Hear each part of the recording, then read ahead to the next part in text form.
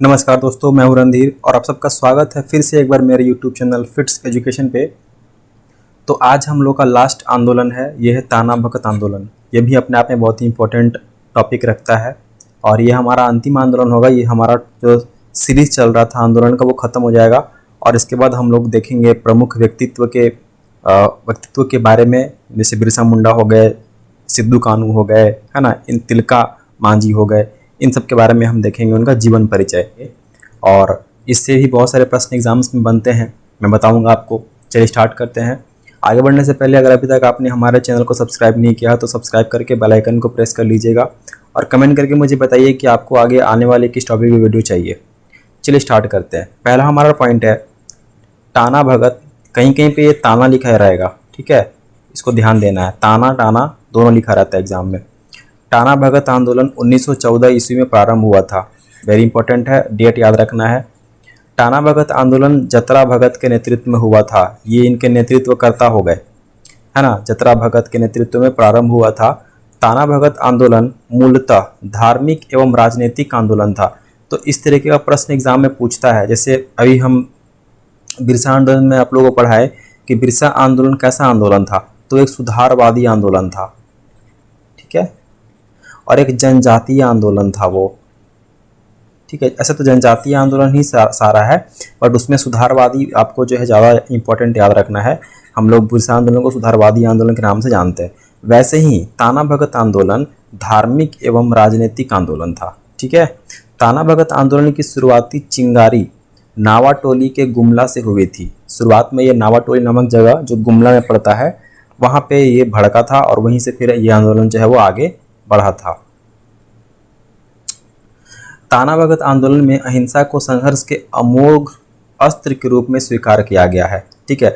Actually ताना भगत आंदोलन जो है ना, ये गांधी के बहुत बड़े फॉलोअर थे, तो उन्हीं के रास्ते पे चलते थे, ठीक है, कि अहिंसा, ठीक है, हिंसा नहीं करना है, अहिंसा का मार्ग आपको पकड़ना है।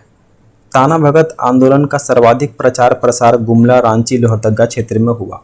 तो इन तीन क्षेत्रों में इनका ज़्यादातर प्रचार वगैरह होता था। धार्मिक प्रवचन वगैरह हो गए या धार्मिक कुछ लोगों को धार्मिक से रिलेटेड कुछ बातें बतानी हो, धर्म से रिलेटेड कुछ बातें बतानी हो, तो ज़्यादातर इन्हीं एरिया में ये करते थे। मांडर क्षेत्र में ताना भगत आंदोलन का नेतृत्व सीबू भगत ने किया था। ये इंपॉर्टेंट नहीं है, आप छोड़ सकते हैं इसको। घाघरा क्षेत्र में ताना भगत आंदोलन का नेतृत्व बलराम भगत ने किया था, इसको भी आप छोड़ सकते हैं। बिशुनपुर क्षेत्र में ताना भगत आंदोलन का नेतृत्व भीखू भगत ने किया था, इसको भी छोड़ सकते हैं। देवमनिया नामक महिला ताना भगत आंदोलन से जुड़ी हुई, ये इंपॉर्टेंट है ना, ये प्रश्न पूछा भी गया है आपका। देवमनिया नामक एक लेडीज थी, है ना, एक औरत थी जो ताना भगत आंदोलन से जुड़ी हुई थी। देवमनिया ने राष्ट्रीय आंदोलन में बढ़ चढ़ कर हिस्सा लिया था। ये केवल ताना भगत आंदोलन में नहीं, राष्ट्रीय आंदोलन जैसे कि असहयोग आंदोलन, है ना, आपका जो गांधी जी के जितने भी आंदोलन थे सभी में उन्होंने भाग लिया था। महात्मा गांधी ने ताना भगत को प्रिय अनुयायी के रूप में संबोधित किया। ये बहुत इंपॉर्टेंट है, पूछते हैं कि महात्मा गांधी के सबसे प्रिय कौन से अनुयायी थे। ताना भगत, बिरसा मुंडा, संथाल, ऐसे करके देगा आपको ऑप्शन, तो बताना है आपको ताना भगत, ठीक है। ताना भगत को अभी जस्ट हमने बताया भी आपको कि ये गांधी जी के रास्ते पे चलते थे, तो ये गांधी जी के बहुत बड़े फॉलोवर थे ताना भगत, और गांधी जी के ये प्रिय अनुयायी थे, ठीक है। 1921 ईस्वी में महात्मा गांधी द्वारा चलाए गए नागरिक अवज्ञा आंदोलन में ताना भगत ने सिद्धू भगत के नेतृत्व में भाग लिया था। यहाँ से ये इंपॉर्टेंट पॉइंट आपका निकल के आ रहा है।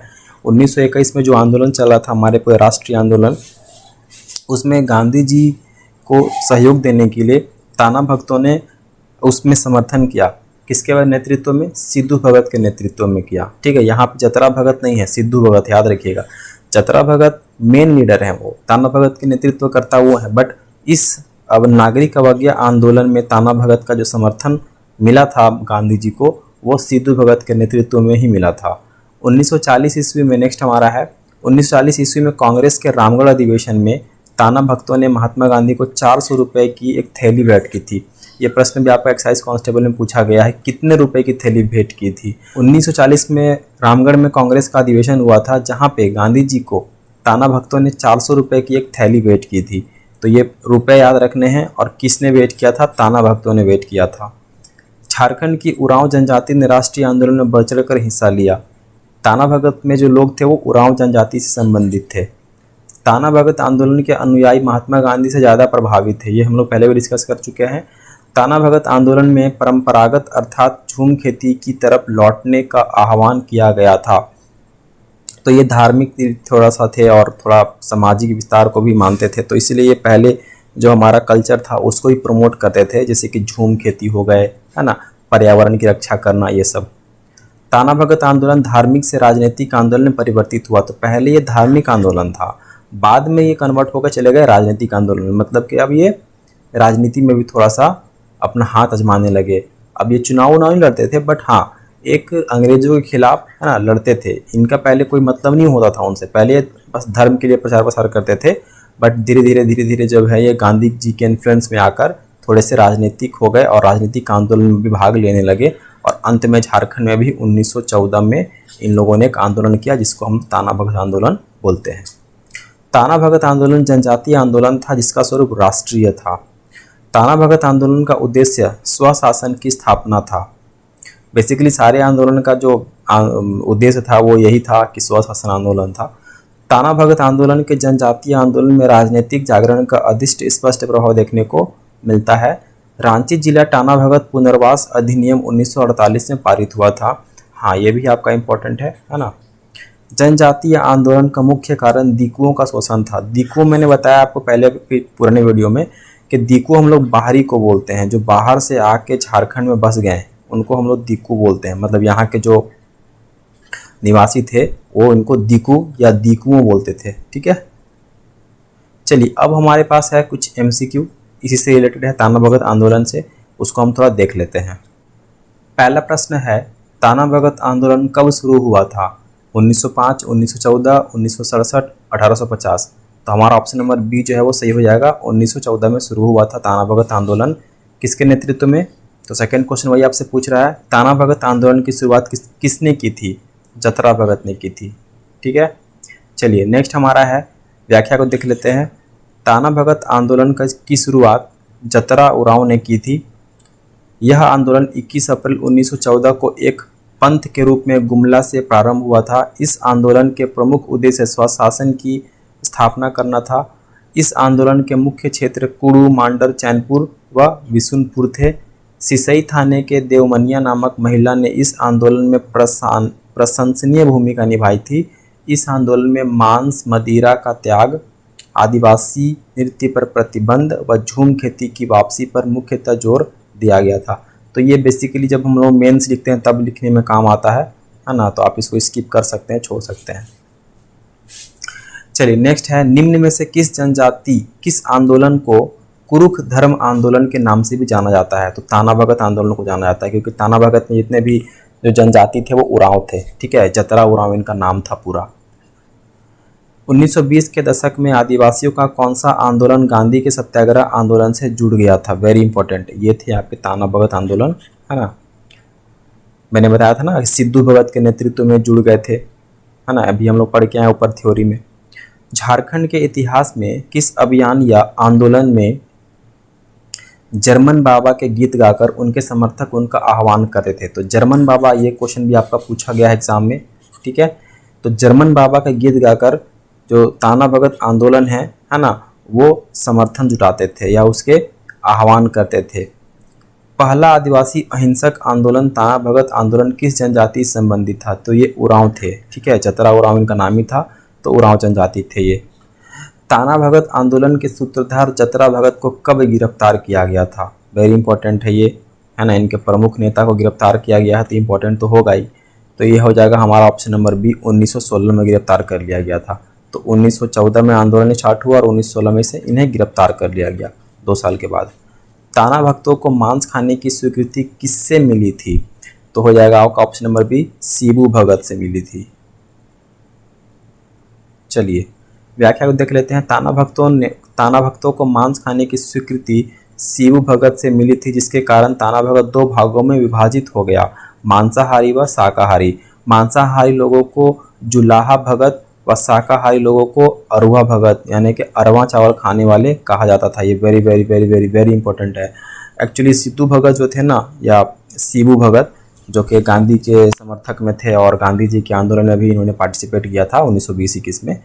तो शिबू भगत का कहना था कि नहीं मांस वास हम लोग खा सकते हैं। तो ये जो ग्रुप था ताना भक्तों का ये 2 पार्ट में डिवाइड हो गया। एक तो वो लीड कर रहे थे चतरा भगत जो शाकाहारी थे, है ना, और एक लीड कर रहे थे शिबू भगत जो मांसाहारी थे। ठीक है, शाकाहारी वाले को क्या बोला गया, शाकाहारी वाले को बोला गया अरुआ।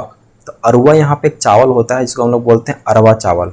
ठीक है, तो अरवा चावल खाने वाले को अरुआ बोला गया, और जो मांसाहारी थे उनको बोला गया जुलाहा। ठीक है, तो आपसे पूछेंगे कि शाकाहारी वाले जो शाखा थी उसको क्या बोला गया, और मांसाहारी वाली जो शाखा थी उसको क्या बोला गया। तो शाकाहारी वाले को बोला गया अरुआ भगत, मांसाहारी वाले को बोला गया जुलाहा भगत। ताना भगत आंदोलन गुमला से प्रारंभ होकर कहाँ तक विस्तारित हो गया था, तो ये आपका हो गया था ऑप्शन नंबर सी ए और बी, सरगुजा से लेकर पलामू तक। निम्न में से किस आंदोलन के दौरान तुरिया भगत व जीतू भगत ने चौकीदारी कर एवं मालगुजारी नहीं देने की घोषणा दिसंबर 1919 में की थी। तो आपका ऑप्शन नंबर हो जाएगा बी, ताना भगत आंदोलन के समय। गांधी जी द्वारा चलाए गए असहयोग आंदोलन में ताना भक्तों ने किसके नेतृत्व में भाग लिया था, तो सिद्धू भगत के नेतृत्व में भाग लिया था, है ना। अभी हम लोग पढ़ के आए ऊपर में, और हम बोले भी थे कि ये वाला इंपॉर्टेंट क्वेश्चन है आपका। ताना भक्तों ने कांग्रेस के किस अधिवेशन में भाग लिया था, तो 1940 के रामगढ़ अधिवेशन में भाग लिया था। हम लोग हिस्ट्री में पढ़ते हैं इसको, कांग्रेस का 40वां अधिवेशन जो था रांची में जो हुआ था। ठीक है, सॉरी 1940 में ये रामगढ़ में अधिवेशन हुआ था। कांग्रेस के रामगढ़ अधिवेशन में ताना भक्तों ने गांधी जी को कितनी धनराशि उपहार स्वरूप प्रदान की, 400 रुपये की धनराशि नहीं प्रदान की थी, एक्चुअली थैला था ये, है ना, थैला दिया था इन्होंने 400 रुपये की। रांची जिला ताना भगत पुनर्वास परिषद अधिनियम कब पारित किया गया, तो ये हो जाएगा आपका ऑप्शन नंबर डी 1948 में। तो ये थे हमारे ताना भगत से कुछ इंपॉर्टेंट MCQ। उम्मीद करता हूँ कि आपको अच्छा लगा हो, है ना। और अगर अच्छा लगा हो तो लाइक करके मुझे बताइए कि हाँ वाकई आपको अच्छा लगा। कमेंट भी कीजिए, और टॉपिक क्या पढ़ना है बताइए मुझे। चैनल को सब्सक्राइब कर लीजिएगा। अब हम लोग जो हैं इसमें झारखंड में कुछ फेमस पर्सनालिटी हैं, उनके जीवनी के बारे में थोड़ा देखेंगे, है ना। साथ ही साथ मैं 1-2 वीडियो और बीच बीच में डालता रहूँगा स्टैटिक पोर्शन का, जो झारखंड का स्टैटिक पोर्शन है उसका भी मैं डालता रहूँगा, है ना। तो उसको भी पढ़ते रहना है। और अगर आपको हमको समय मिला तो मैं वहाँ पे साइंस के वीडियो भी आपको डालूँगा इस पर। और साइंस का जो वीडियो होगा वो मेरा हैंड रिटेन नोट्स का होगा, है ना, हैंड रिटेन नोट्स का, क्योंकि मैं इसको PPT में बनाऊँगा तो बहुत टाइम लग जाएगा। तो हैंड रिटेन नोट्स का ही होगा। आप उसको अगर लाइक करोगे तो ही मैं उसे कंटिन्यू करूँगा, वरना मैं छोड़ दूँगा। ठीक है, तो फिलहाल के लिए झारखंड और स्टैटिक GK का वीडियो आपको मिलेगा इस पर। तो मिलते हैं अगले वीडियो में। अपना बहुत ख्याल रखिएगा। Thank you so much.